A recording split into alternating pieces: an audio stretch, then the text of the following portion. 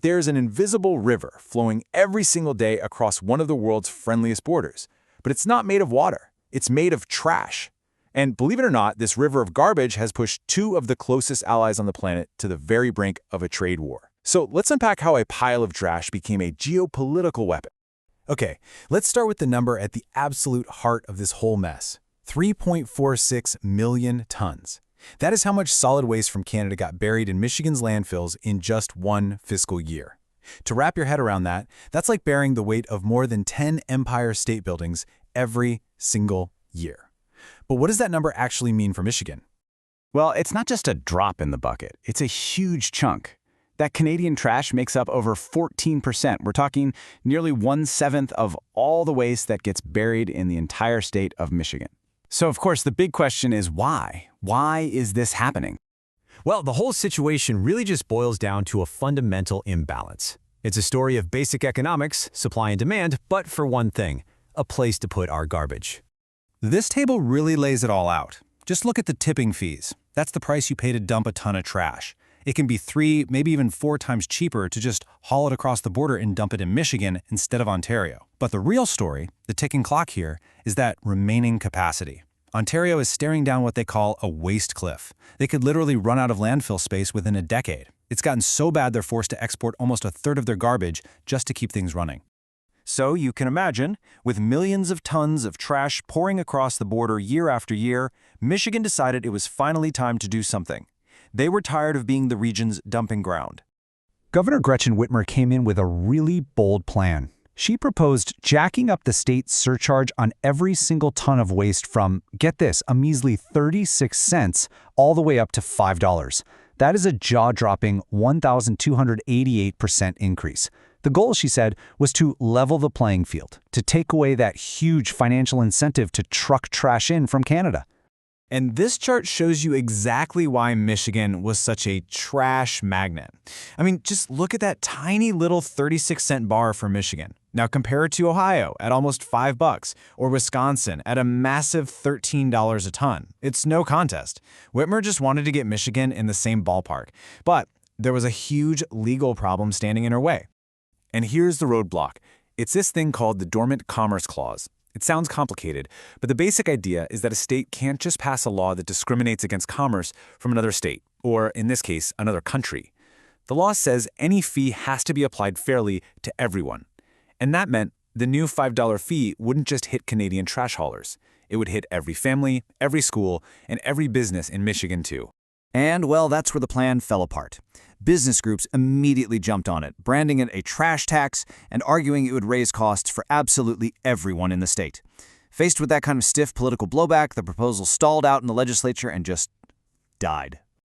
So, just as Michigan's local solution fizzled out, this whole garbage issue got supercharged. It became a piece in a much, much bigger game, a full-blown, escalating trade war between the US and Canada. All of a sudden, these routine garbage trucks were caught in the crossfire of international politics. In early 2025, the Trump administration started threatening these sweeping tariffs, and that just created massive uncertainty for anyone doing business across the border. And by early 2026, as you can see, this quiet, once overlooked river of trash had morphed into a key bargaining chip in the entire dispute. Okay, so now Ontario's got its main waste lifeline threatened from two sides, by Michigan's proposed laws and by tariffs from Washington. So Ontario's premier, Doug Ford, decided it was time to punch back, and he punched back hard. Premier Ford did not mince words. I mean, listen to that. That quote sent absolute shockwaves across the border. It was a clear signal that Ontario was willing to escalate this fight way beyond just trash. Ford's counterattack was really a two-pronged strategy. Part 1 was about causing immediate economic pain to the U.S. by hitting them where it hurts, their energy supply. Part 2 was a long-term strategic move to finally solve Ontario's root problem, using the trade war's political cover to ram through new landfill projects back home. And make no mistake, this wasn't an empty threat. That 25% energy surcharge was specifically designed to hit the wallets of 1.5 million American customers. For some folks in states like Michigan, New York, and Minnesota, it added about $100 a month to their utility bills. Ouch.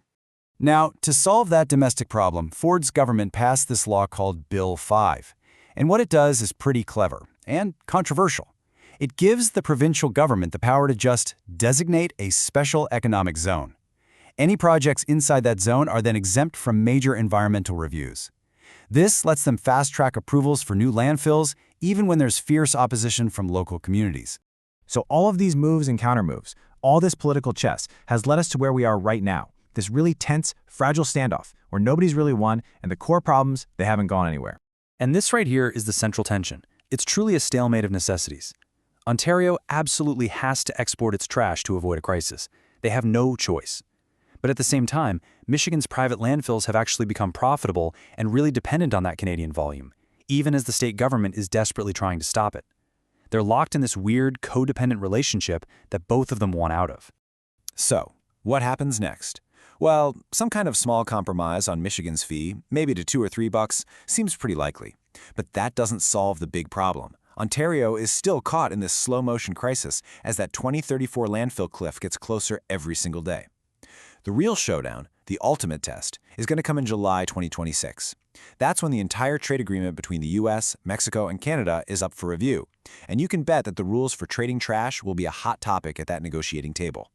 It really just goes to show you the stuff we throw away, it doesn't just vanish. It travels. It crosses borders. And sometimes it can become a surprisingly powerful weapon in a global game of chess. So maybe the next time you take out the garbage, it's worth asking yourself, does my trash bin have a passport? And do I have any idea where its journey actually ends?